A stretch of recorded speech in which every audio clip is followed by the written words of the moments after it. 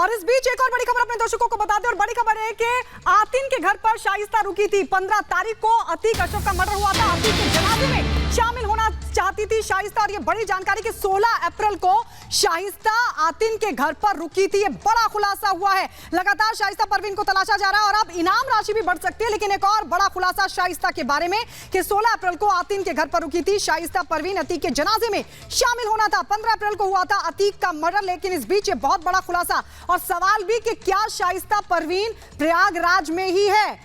कई सवाल खड़े होते हैं, लेकिन लगातार लोकेशन ट्रेस की जा रही है।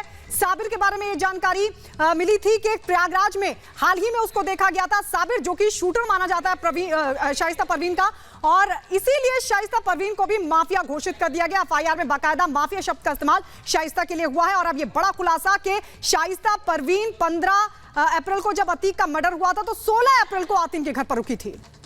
वे बड़ी जानकारी निकलकर सामने आई है।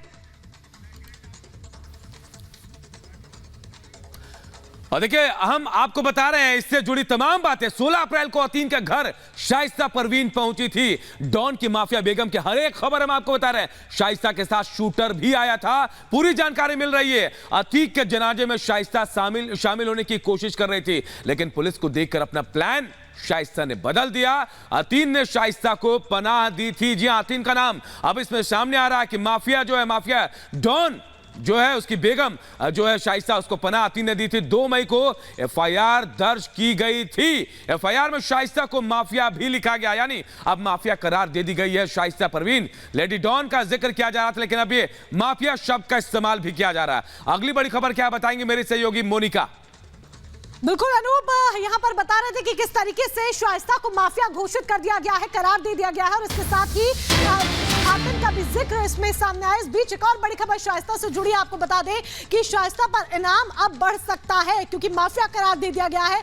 ऐसे में पुलिस शाइस्ता परवीन पर अब इनाम की राशि जो है वो बढ़ा सकती है। अभी मौजूदा जो राशि है वो 50,000 है। ऐसे में इनाम की राशि को बढ़ाया जा सकता है। ये सूत्रों के हवाले से बड़ी जानकारी भी हमारे हाथ लग रही है कि शाइस्ता परवीन पर इनाम की राशि पुलिस बढ़ा सकती है। बिल्कुल, और हमारे साथ 2 सहयोगी इस वक्त जुड़ रहे हैं। जतिन हमारे साथ हैं और साथ ही हमारे साथ मीनाक्षी भी जुड़ चुकी है। लेकिन सबसे पहले जतिन, आपके पास आते हुए अब और कितने खुलासे, लेकिन बड़ा सवाल तो यही है कि आखिर शाइस्ता परवीन और जो शूटर है वो क्यों पुलिस के हत्थे अभी तक नहीं? जी बिल्कुल, यही वजह है कि माफिया शाइस्ता परवीन पुलिस के साथ खेल रही है। इसकी टाइमलाइन पर जब आप नजर डालेंगे तो आप खुद भी हैरान हो जाएंगे कि बीते 25 दिनों में 2 बार पुलिस के सामने शाइस्ता और उसका शूटर साबिर आ चुके हैं, लेकिन पुलिस दोनों बार नाकामयाब रही। ना तो शाइस्ता को पकड़ पाई, ना ही उस शूटर साबिर को पकड़ पाई है। बीती 2 तारीख को साबिर दोबारा से खुलदाबाद में नजर आता है और पुलिस जब तक उस तक पहुंच पाती, साबिर फरार हो गया। इसके पीछे की एक वजह यह भी बताई जा रही है कि शाइस्ता ने साबिर को भेजा था खुलदाबाद। अब वो वजह क्या थी, इस वजह को लेकर भी पुलिस इन्वेस्टिगेट कर रही है, और यही वजह है कि पूरे इलाके के सीसीटीवी फुटेज को खंगाला जा रहा है। खुर्दाबाद के इलाके जहां पे सरकारी सीसीटीवी लगे हैं या कुछ शॉप्स वालों ने, होटल वालों ने जो सीसीटीवी कैमरे लगाए हैं, उन सभी सीसीटीवी कैमरों को मॉनिटर कर रहे हैं। वो चेन तैयार करने की कोशिश की जा रही है ताकि शाइस्ता और उसके शूटर साबिर तक पहुंचा जा सके कि किस रास्ते से ये दोनों 16 तारीख को जाहिर तौर पर कहीं ना कहीं पुलिस से आगे चल रही है शाइस्ता। जतिन, यही वजह है कि अब तक पकड़ से बाहर है। मीनाक्षी भी हमारे साथ जुड़े। मीनाक्षी, एक के बाद एक खुलासे हो रहे हैं। साबिर को लेकर खुलासा हो रहा है कि 2 मई को उसे देखा गया था। आखिर पुलिस इतनी पीछे क्यों है? 2 मई को देखा गया, अब जानकारी मिल रही है पुलिस उस तक क्यों नहीं पहुंच पा रही, क्या वजह बताई जा रही है?